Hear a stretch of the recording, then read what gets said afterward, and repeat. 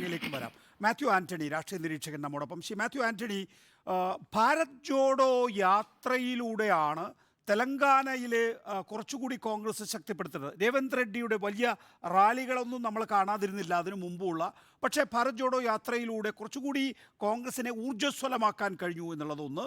രണ്ട്, പിന്നീട് കർണാടക നിയമസഭാ തെരഞ്ഞെടുപ്പ് കഴിഞ്ഞപ്പോഴേക്കും ജയിക്കാൻ കഴിയും, ഒരു കില്ലർ ഇൻസ്റ്റിങ്ക്റ്റ് തെലങ്കാന കോൺഗ്രസ്സിലുണ്ടായി എന്നുള്ളതും നമ്മൾ കണ്ടിട്ടുള്ളതാണ്. എന്നാൽ പോലും ബി ആർ എസിനെ അട്ടിമറിക്കുമെന്നുള്ള പ്രതീക്ഷ കോൺഗ്രസിൻ്റെ നേതൃത്വത്തിന് പോലും ഉണ്ടായിരുന്നില്ല. രാഹുൽ ഗാന്ധി തന്നെ പറഞ്ഞത് ചിലപ്പോൾ അവിടെ ജയിക്കാൻ കഴിയുമോ, അല്ലെങ്കിൽ നേരിട്ട് ബി ആർ എസിൻ്റെ അടുത്തേക്ക് എത്തുന്ന രീതിയിൽ ഒരു ഏറ്റവും വലിയ ഒറ്റക്കക്ഷിയാകാനോ കഴിയുമെന്നുള്ളതൊക്കെ ആയിരുന്നു. പക്ഷേ അതല്ല, കേവല ഭൂരിപക്ഷം കൊണ്ട് തെളിയിച്ചു. ഇനി ആന്ധ്രയാണ്. ആന്ധ്രയിൽ ഇപ്പോൾ കോൺഗ്രസ് ഉറങ്ങിക്കിടക്കുന്നുണ്ടോ? ശർമ്മളയ്ക്ക് തട്ടി ഉണർത്താൻ കഴിയുമോ? ഒന്നാമതായി ഞാൻ പറയട്ടെ, ഞാൻ രാഷ്ട്രീയ നിരീക്ഷണത്തിലെ ഞാൻ കോൺഗ്രസ് പാർട്ടിയുടെ ദേശീയ വക്താവാണ്. എന്നെ വിളിച്ചുകൊണ്ട് ഞാൻ വന്നത്. അപ്പോ ഇതിൻ്റെ അത് പറയാനുള്ളത്, നമ്മൾ പ്രവർത്തിച്ച് കണ്ടതാണ് കർണാടകയിലും തെലങ്കാനയിലും എന്താ സംഭവിച്ചെന്നുള്ളത്. തെലങ്കാനയിലും ഞങ്ങൾ പാർട്ടി ശക്തമായിട്ടുള്ളൊരു തേരോട്ടം നടത്തും എന്ന് പറഞ്ഞപ്പോഴും ഒട്ടുമിക്ക മാധ്യമ സ്ഥാപനങ്ങളും ഒട്ടുമിക്ക ഇലക്ഷൻ നിരീക്ഷകരും അല്ലെങ്കിൽ രാഷ്ട്രീയ നിരീക്ഷകരും എല്ലാം അതിനെ തള്ളി പറയുകയാണ് ചെയ്തത്. നിങ്ങൾ ജയിക്കുമായിരിക്കും, നിങ്ങൾക്ക് കുറച്ച് സീറ്റ് നേടുമായിരിക്കും, എങ്കിലും ബി ആർ എസ് ജയിക്കുന്നുള്ളത്.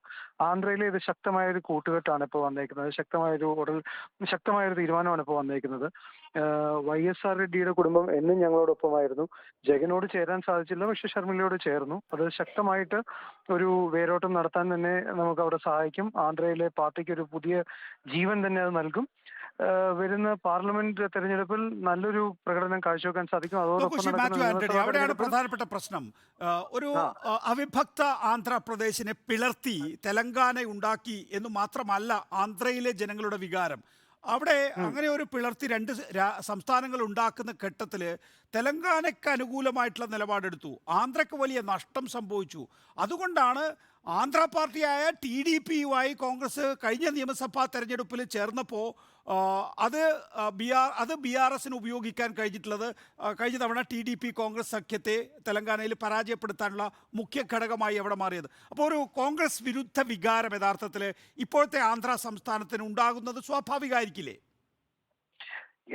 കോൺഗ്രസ് വിരുദ്ധ വികാരത്തിന് ഉള്ളൊരു മറുപടി എന്നോണം തന്നെ നമ്മൾ അന്നും ഇന്നും തുടർച്ചയായിട്ട് മുന്നോട്ട് വെച്ചേക്കുന്ന ഒരു ആവശ്യം ആന്ധ്രയ്ക്കുള്ള സ്പെഷ്യൽ പാക്കേജ് ഉടനടി നടപ്പിലാക്കുക എന്നുള്ളതാണ്. കാരണം ഈ അവിഭക്ത ആന്ധ്ര ഉണ്ടായിരുന്നപ്പോഴത്തേക്കും അത് രണ്ട് സംസ്ഥാനങ്ങളായപ്പോഴും ഈ ആന്ധ്രയ്ക്കുള്ള ഒരു പ്രത്യേക പാക്കേജ് നടപ്പാക്കുന്നത് നിർത്തിവെച്ചായിരുന്നു. ആ ആന്ധ്രയ്ക്കുള്ള പ്രത്യേക പാക്കേജ് നടപ്പാക്കണം എന്നുള്ള ആവശ്യമാണ് നമ്മളിപ്പം കോൺഗ്രസ് പാർട്ടി മുന്നോട്ട് വെച്ചേക്കുന്നത്. അത് ജനങ്ങളിൽ പ്രതീക്ഷ ഉണ്ടാക്കിയിട്ടുണ്ട്. ആ ജനങ്ങളിൽ നമ്മളോടുണ്ടായിരുന്ന ഒരു വികാരം മാറുമെന്നുള്ള ഉറച്ച പ്രതീക്ഷ തന്നെയാണ് കോൺഗ്രസ് പാർട്ടി. നോക്കൂ, പക്ഷേ അങ്ങനെ ഒരു സ്പെഷ്യൽ പാക്കേജ് അധികാരത്തിൽ നിന്ന് പോകുന്നതിന് മുമ്പ് UPA 2 സർക്കാരിന് പൂർത്തീകരിക്കാൻ കഴിഞ്ഞില്ല. ഒന്ന്. രണ്ട്, തെലങ്കാനയിൽ ശരിയാണ് 2 തവണ TRS ജയിപ്പിക്കാൻ കഴിഞ്ഞു എങ്കിൽ തന്നെയും അവിടെ സോണിയാഗാന്ധി അമ്മ എന്നുള്ള വികാരം ഉണ്ടായിരുന്നു. യഥാർത്ഥത്തിൽ ഒരു പിതാവായിട്ട് വേണമെങ്കിൽ ചന്ദ്രശേഖർ റാവുവിനെ ആ നാട്ടുകാർ കാണുന്നുണ്ടെങ്കിൽ യഥാർത്ഥത്തിൽ അമ്മ എന്ന് പറയുന്നത് സോണിയാഗാന്ധി ആയിരുന്നു. അവസാനം ഇമോഷണൽ ആയിട്ടുള്ള സോണിയാഗാന്ധിയുടെ സ്റ്റേറ്റ്മെൻ്റ് ഒക്കെ നമ്മുടെ മുന്നിലുണ്ടല്ലോ. അതായിരിക്കാം റിസൾട്ടിലേക്ക് കലാശിച്ചിട്ടുണ്ടാവുക. പക്ഷേ ഇവിടെ ആന്ധ്രയിൽ കില്ലറാണ്, ആന്ധ്രാപ്രദേശിൻ്റെ കില്ലറാണ് കോൺഗ്രസ്. ഞാൻ ആന്ധ്രാപ്രദേശിലെ ഭാരത് ജോഡോ യാത്രയുടെ ചുമതലക്കാരനായിരുന്നു. അപ്പോൾ ആന്ധ്രാപ്രദേശിലുള്ളൊരു വികാരം, ഇന്ദിര അമ്മ എന്നുള്ളൊരു വികാരം വളരെ ശക്തമായിട്ടുള്ളൊരു വികാരമാണ്. ആ വികാരം കോൺഗ്രസിന്, അതേപോലെ തന്നെയാണ് സോണിയാഗാന്ധിയോടുള്ളൊരു വികാരവും. അത് ശക്തമായിട്ട് തന്നെ നമുക്ക് ഉപയോഗിക്കാൻ സാധിക്കും എന്നുള്ളതാണ് വരും തെരഞ്ഞെടുപ്പിൽ നമ്മുടെ പ്രതീക്ഷ. ആന്ധ്രാപ്രദേശിലെ ശർമ്മിള യഥാർത്ഥത്തിൽ ആന്ധ്രാപ്രദേശിൽ പ്രവർത്തിച്ചു കൊള്ളാം ജഗനെതിരെ എന്നുള്ള ഒരു ഉറപ്പ് കോൺഗ്രസ് പാർട്ടിക്ക് ലഭിച്ചിട്ടുണ്ടോ? നമ്മളിപ്പോൾ ഒരാൾ മറ്റൊരാൾക്കെതിരെ പ്രവർത്തിച്ചു കൊള്ളാം എന്നുള്ളതല്ല. നമ്മുടെ പാർട്ടിയോട് ചേർന്ന് പ്രവർത്തിക്കാൻ അവർക്ക് താല്പര്യമുണ്ടായിരുന്നു, അവർ വരാൻ താല്പര്യപ്പെട്ടു, പാർട്ടിക്കും താല്പര്യമുണ്ടായിരുന്നു. അപ്പോൾ അവർ നമ്മളോട് കൂടെ കൂട്ടി. ഇനി ജനമാണ് തീരുമാനിക്കേണ്ടത്. അതെ, അവരെ സംബന്ധിച്ചിടത്തോളം അവർക്ക് ആന്ധ്രയിൽ പ്രവർത്തിക്കാൻ കഴിയില്ല. അതുകൊണ്ടാണ് അവർ തെലങ്കാന YSR കോൺഗ്രസ് ഉണ്ടാക്കിയിട്ടുള്ളത്. പക്ഷേ അവർ തെലങ്കാനയിൽ മത്സരിക്കുകയോ അല്ലെങ്കിൽ പ്രവർത്തിക്കുകയോ ചെയ്താൽ അത് നെഗറ്റീവ് ആവുമെന്ന് രേവന്ത് റെഡ്ഡി ഹൈക്കമാൻഡിനോട് അറിയിക്കുന്നു. അതുകൊണ്ട് തന്നെ അവരുടെ എൻട്രി സ്റ്റോൾ ചെയ്യുന്നു. ഇപ്പോൾ അവർ തെലങ്കാനയിലേക്ക് വന്നാലും വീണ്ടും അടുത്ത ലോക്സഭാ തെരഞ്ഞെടുപ്പിൽ പ്രശ്നം ഉണ്ടാവും. അതുകൊണ്ട് അവർ ആന്ധ്രയിൽ മാത്രമേ പ്രവർത്തിക്കാൻ പാടുള്ളൂ. പക്ഷേ അവരെ സംബന്ധിച്ചിടത്തോളം ഈ സൗത്ത് ഇന്ത്യൻ സംസ്ഥാനങ്ങളിലൂടെയൊക്കെ ചുമതല ലഭിക്കുന്ന രീതിയിൽ AICC ജനറൽ സെക്രട്ടറി പദമാണ് അവർ ആഗ്രഹിക്കുന്നത്. അപ്പോൾ രണ്ട് സംസ്ഥാനങ്ങൾ അവർക്ക് റോൾ വേണം എന്നുള്ളതാണ് അവരുടെ ആഗ്രഹം. അത് അവരുടെ ആഗ്രഹവും അത് നിങ്ങളുടെ അനുമാനങ്ങളും അല്ലേ. പാർട്ടി തീരുമാനിക്കട്ടെ, പാർട്ടി തീരുമാനിക്കുമ്പോൾ അപ്പോൾ നിങ്ങളെ അറിയിക്കും. ഇനിയിപ്പോൾ നിയമസഭാ തെരഞ്ഞെടുപ്പിനും ലോക്സഭാ തെരഞ്ഞെടുപ്പിനും ഏതാനും മാസങ്ങൾ മാത്രമേ ഉള്ളൂ. എന്ത് അത്ഭുതമാണ് അവിടെ ഉണ്ടാക്കുമെന്ന് കോൺഗ്രസ് പ്രതീക്ഷിക്കുന്നത്? അത്ഭുതങ്ങൾ അല്ല, അവിടെ ജനങ്ങളുടെ ഇടയിലുള്ള ഒരു സ്വാധീനം വർദ്ധിക്കും. അത് ഇലക്ഷനിൽ പ്രതിഫലിക്കും എന്നുള്ള ഒരു ഉറച്ച വിശ്വാസമാണ് കോൺഗ്രസിനുള്ളത്. നിലവിൽ ജഗനെതിരായിട്ടുള്ള ഭരണവിരുദ്ധ വികാരം ഉണ്ട് എന്ന് നമ്മൾ കണ്ടതാണ്.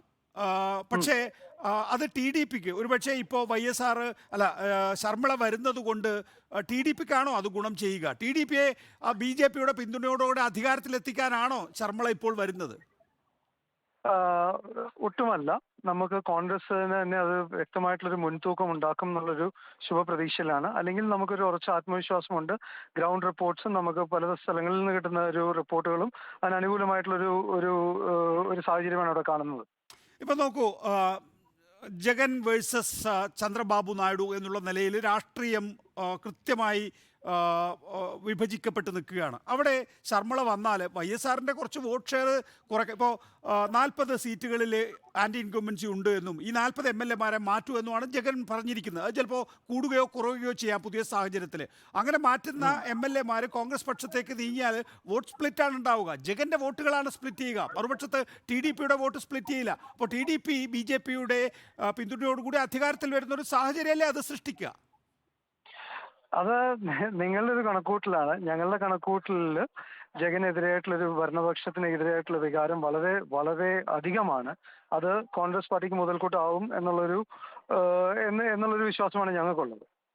TDPക്കും BJPക്കും അനുകൂലമാവുന്നുള്ള ഒരു വിധത്തിലൊരു ഒരു തോന്നലും നമുക്കില്ല. നമുക്കത് ഈ ഒരു പ്രത്യേകിച്ച് ഈ രാഷ്ട്രീയ കൂട്ടുകെട്ടും ഈ ശർമ്മിളയുടെ രാഷ്ട്രീയ വരവും കോൺഗ്രസ് പാർട്ടിയുടെ ഭാരത് ജോഡോ യാത്രയുടെയും തെലങ്കാനയിലെ ഫലത്തിന്റെ പ്രതിഫലനവും ആന്ധ്രയിൽ നമുക്ക് ശക്തമായൊരു മുതൽക്കൂട്ടാകുമെന്നുള്ള ഒരു പ്രതീക്ഷയാണ് നമുക്കുള്ളത്. മാത്യു ആന്റണി.